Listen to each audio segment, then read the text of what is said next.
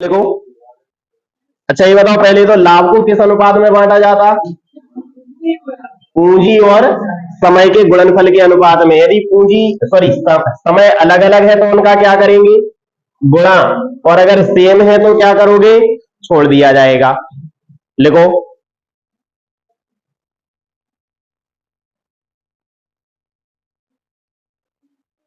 बोले। लिखो, तीन साझेदार पी क्यू और आर। तीन साझेदार पी क्यू और आर क्रमशः क्रमशः 5,000, 10,000 और 15,000 रुपए का निवेश करते हैं। 5,000, 10,000 और 15,000 रुपए का निवेश करते हैं।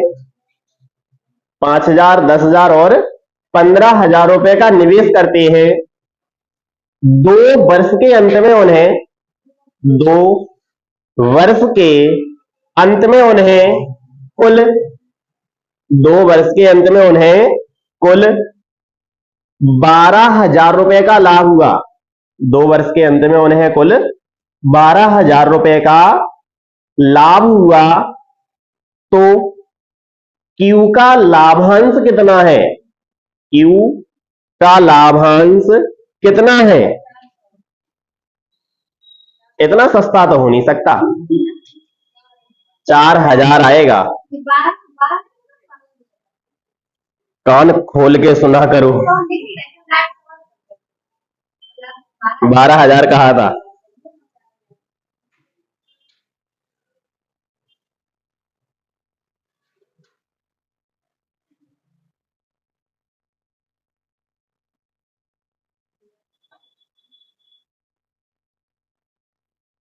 आ गया।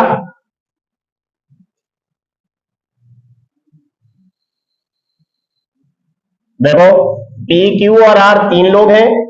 कितने कितने रुपए लगाए इन्होंने? 5, 10 और 15। तो 0 से 0 काट दो। 5 से ये कितनी बार कट गया? 1। ये कितनी बार और ये कितनी बार? बोलो टोटल कितना प्रॉफिट है? 12,000 है। जब 12,000 का टोटल लाभ है तो बताओ नीचे कितना आएगा? अनुपाती योग कितना? किसका पूछ रहे हैं?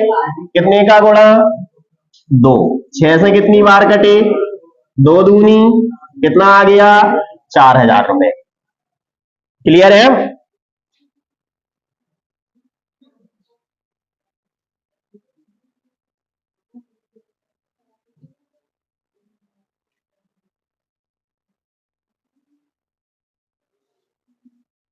अगला लिखो। लिखो, दो व्यक्तियों ने साझे में एक व्यापार। 2 व्यक्तियों ने साझे में यानी पार्टनरशिप में एक व्यापार इस प्रकार किया। 2 व्यक्तियों ने साझे में एक व्यापार इस प्रकार किया कि की पहले व्यक्ति की पूंजी 3 वर्ष के लिए पहले व्यक्ति की पूंजी 3 वर्ष के लिए और और दूसरे व्यक्ति की पूंजी 5 वर्ष के लिए निवेशित रही। पहले व्यक्ति की पूंजी 3 वर्ष के लिए और दूसरे की 5 वर्ष के लिए निवेशित रही। निवेशित का मतलब जितने समय के लिए उसने लगाया उसमें। अब ये बताओ दोनों का समय अलग अलग है कि एक जैसा है? अलग अलग है। 3 वर्ष और 5 वर्ष के लिए निवेशित रही। यदि दोनों ने समान पूंजियां लगाई हो, दोनों ने समान पूंजियां लगाई हो तो कुल 16,000 रुपए के लाभ में से कुल 16,000 रुपए के लाभ में से दूसरे व्यक्ति का हिस्सा कितना है? 16,000 रुपए के लाभ में से दूसरे व्यक्ति का हिस्सा कितना है? अब देखो, दो व्यक्ति हैं, एक पहला ये हो गया, दूसरा ये। अब इनकी पूंजी कैसी है? बराबर है। कुछ भी मान सकते, मान लो हमने इसकी पूंजी x मान ली, इसकी भी कितनी है? उसमें देखो क्वेश्चन में लिखा है समान पूंजी, अंडरलाइन कर लो उसे। इसमें कितने महीने यानी कितने साल? 3। इसमें कितने साल? 5। यही है। x से x कट गया, तो ध्यान रखना क्वेश्चन में, सुन लो इधर पहले, बाद में लिखना। चाहे पूंजी समान हो या समय जो बराबर है उसे लिखने की आवश्यकता नहीं रहती, तो इसमें क्या नहीं लिखेंगे हम? x। कोई आवश्यकता नहीं, क्योंकि वो इक्वल इक्वल है तो हमेशा कट जाएंगे। अब बताओ टोटल प्रॉफिट कितना हो रहा? कितना आएगा योग नीचे? किसका पूछा? कितने का गुणा? नहीं करोगे? 8 से कितनी बार? 5 दूनी 10।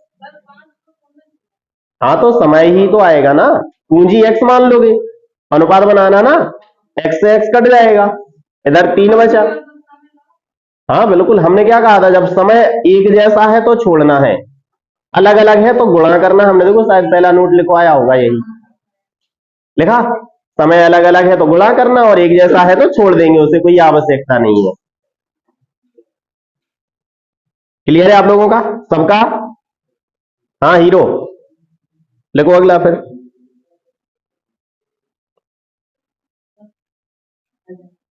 लिखो करीम और रहीम ने, करीम और क्या करें, मजबूरी है, नाम चेंज करने पड़ रहे हैं।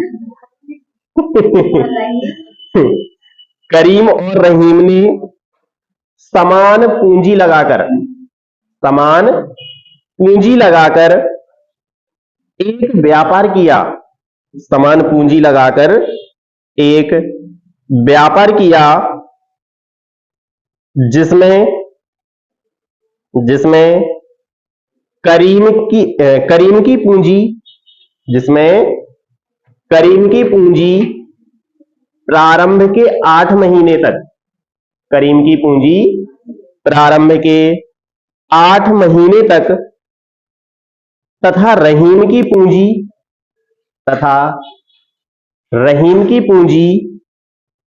बाद के 6 महीने तक, बाद के 6 महीने तक व्यापार में लगी रही। यानी जो पहला वाला है उसकी लगी रही कितने महीने? 8। दूसरा वाला है उसकी कितने महीने?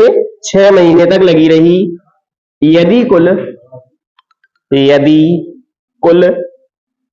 42,000 रुपए का लाभ हुआ हो, 42, 42,000 रुपए का लाभ हुआ हो, तो करीम को लाभ के रूप में कितने रुपए मिलेंगे? करीम को लाभ के रूप में कितने रुपए मिलेंगे? कितना आ रहा? करीम 24 आना चाहिए, बेरहीम नहीं, अब एक करीम है। कितना आया? हाँ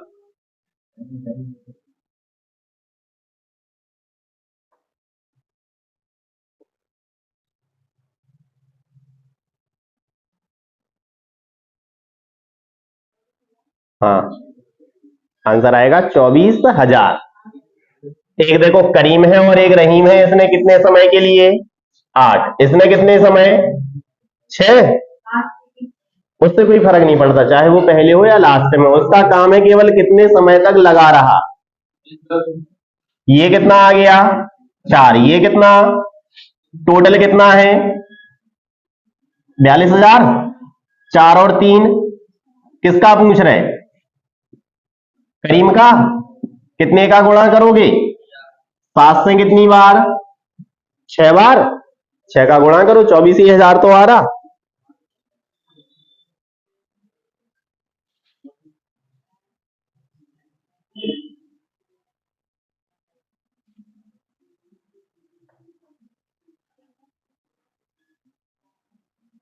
समझ में आ गया? जब समय बराबर हो तो हमें उसका गुणा नहीं करना, पूंजी बराबर है तो भी गुणा नहीं करना।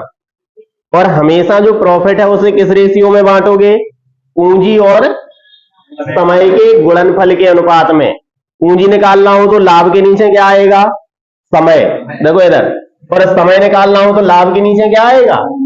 पूंजी। लिखो, ए बी और सी ने क्रमशः ए बी और सी ने क्रमशः ए बी और सी ने क्रमशः 20,000, 25,000 और 30,000 रुपए लगाकर ए बी सी ने क्रमशः 20,000, 25,000 और 30,000 रुपए लगाकर साझे में एक व्यापार शुरू किया। 20, 25 और 30,000 रुपए लगाकर साझे में एक व्यापार शुरू किया। ए की पूंजी 3 वर्ष तक, ए की पूंजी 3 वर्ष तक, बी की पूंजी 2 वर्ष तक, ए की 3 वर्ष तक, बी की 2 वर्ष तक और सी की पूंजी 1 वर्ष तक व्यापार में लगी रही। ए की है 3 वर्ष तक, बी की है 2 वर्ष तक और सी की है 1 वर्ष तक व्यापार में लगी रही। यदि कुल 70,000 रुपए का लाभ हुआ, यदि कुल 70,000 रुपए का लाभ हुआ तो बी को लाभ के रूप में कितने रुपए मिलेंगे? बी को लाभ के रूप में कितने रुपए मिलेंगे? अब इसमें बताओ, सबसे पहले तो क्वेश्चन लिख गया, इनमें क्या पूंजी बराबर है, समय बराबर है?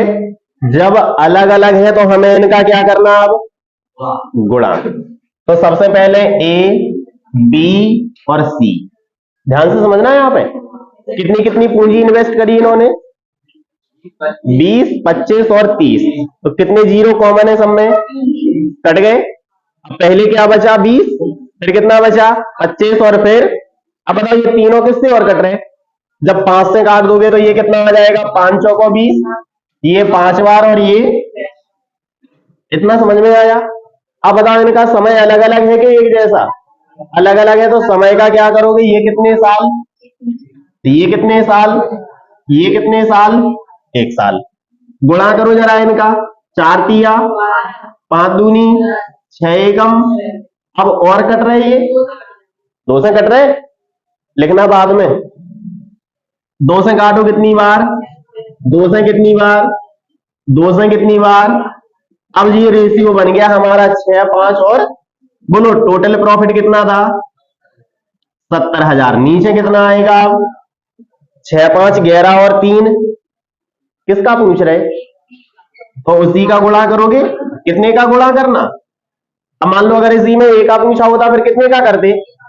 6 और सी का पूछा होता 14 से कितनी बार? 5 बार। गुणा करेंगे कितना आएगा? तो ये आंसर आ जाएगा आपका 25,000 रुपए। क्लियर हुआ? समय अलग अलग है तो गुणा करते जाना, और सेम है तो कोई आवश्यकता नहीं गुणा करने की। छाप लो इसे अब।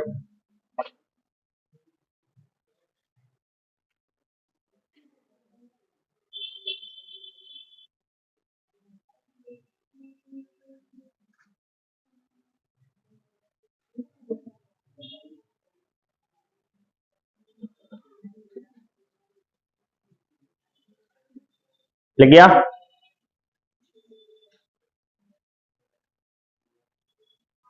अगला लिखो।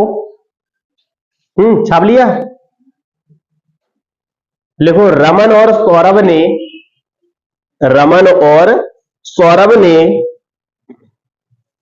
क्रमशः 8 माह और 6 माह के लिए, रमन और सौरभ ने क्रमशः 8 माह और 6 माह के लिए क्रमशः 10 और 12,000 रुपए, क्रमशः 10 और 12,000 रुपए, यानी एक ने 10,000 और दूसरे ने 12,000 रुपए से व्यापार करके, 10 और 12,000 से व्यापार करके एक बार, कुल 9500। क्वेश्चन दोबारा बोल रहे हैं। लिखो, रमन और सौरभ ने क्रमशः 8 और 6 माह के लिए कितना लिख गया था, 10 और 12,000 रुपए, 10 और 12,000 रुपए से व्यापार करके कुल 9,500 रुपए, 9500, 9,500 रुपए का लाभ प्राप्त किया, 9,500 रुपए का लाभ प्राप्त किया। तो रमन का लाभांश कितना है, रमन का लाभांश कितना है?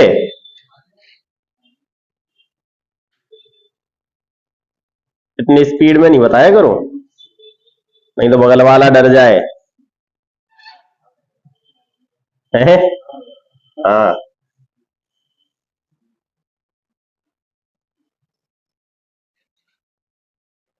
यानी सबसे पहले तो इसमें 0 से 0 कट जाएंगे, तो यहां पे कितना बचेगा, 10 और 12, 2 से और कट रहा। आंसर आ रहा होगा वही 4-5 हजार के आसपास।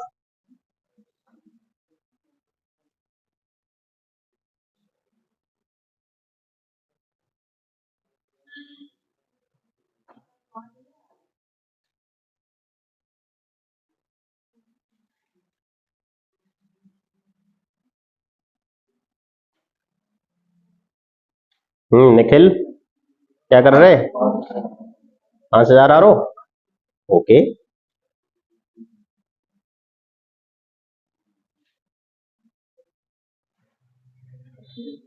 आ गया, देखो इधर, एक ने कितने रुपए लगाए, 10,000, और एक ने कितने रुपए लगाए, 12,000, यानी 10 और 12, ये कितने समय के लिए, 8 महीने, और ये 6 महीने।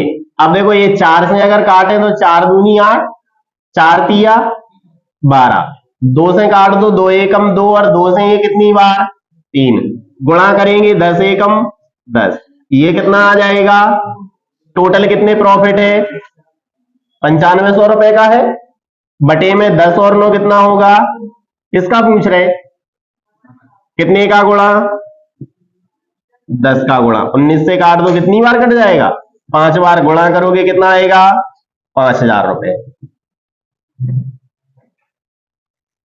लाभ को हमेशा किसके अनुपात में बांटा जाता, पूंजी और समय की गुणनफल के अनुपात में।